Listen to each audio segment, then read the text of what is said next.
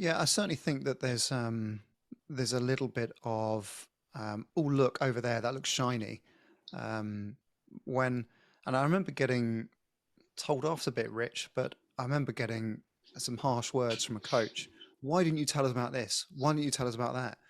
I said, well, okay, here's the review I've done for this particular initiative. Here's why I didn't actually introduce it to you, because I don't think it has any performance benefit. And so what I've actively done is deselect this away from your attention. So rather than telling you about all the decisions I'm making on your behalf, we're sort of just trying to cut down the noise for you. When actually they've got lots of different voices in their heads about, oh, this is coming up. There's big games. There's an opportunity.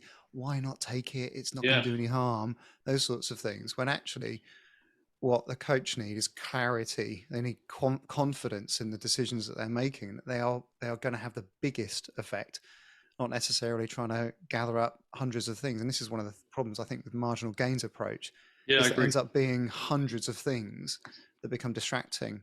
And perhaps someone who, I'm sure that a lot of players do their own reading, or they do their own, they do their own scrolling, but do they then have the wherewithal to be able to filter that, and rather than just leap into the shiniest thing, actually have somebody who is able to support them and say, don't worry about that, don't focus on it, it's not going to help you.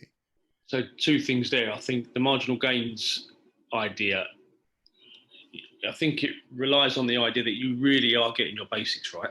Yeah. And I'm not sure we always will. The massive gains, get the massive gains sorted Yeah, first, the boring. exactly. And I'm sure every sport, every physio, every doctor would admit that their club isn't getting the basics 100% right. So we always had that discussion amongst ourselves that, are we getting the basics right first? Stop worrying about those compression socks for the next 2 days. Let's get the basics right. Yeah.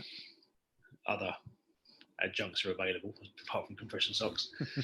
And the other thing at Arsenal in 2014-15-ish, I brought in Alan McCall. I don't know if you know Alan, and he was brought in as our R&D consultant. And we basically gave him, one of his roles was to sense check everything we were sent.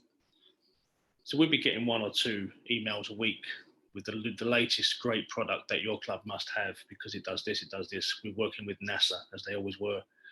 And what do you think about this? So we didn't have the time or the headspace to deal with it. So Alan would get all of them, and he would do basically a graded recommendation on whether it was something worth investigating or whether it was complete rubbish. So at least we got a bit of a sense check, some evidence check. And you can imagine 90% of them were zero evidence. Don't waste your money, don't waste your time, forget about it. But 1 in 10, we would come back and say, there might be something here. There's some evidence around this. Why not try it? And as you said, everything's shiny. I remember the first time a player said to me, why haven't we got a cryo chamber? And how do you answer that? So we went away, we sense checked it, we gathered all the evidence, which, as you know, isn't wonderful. It's certainly grey. But we still ended up getting a cryo chamber because it was considered by the powers that be and other people around us that, well, come on, let's try it. Why not? It might be something. But the graded recommendation was patchy, to say the least. Yeah. Okay. And so, yeah, that helped us eke out some of the rubbish we were sent over the years, was to give it to Alan McCall and say, let us know about that. Go and sense check it.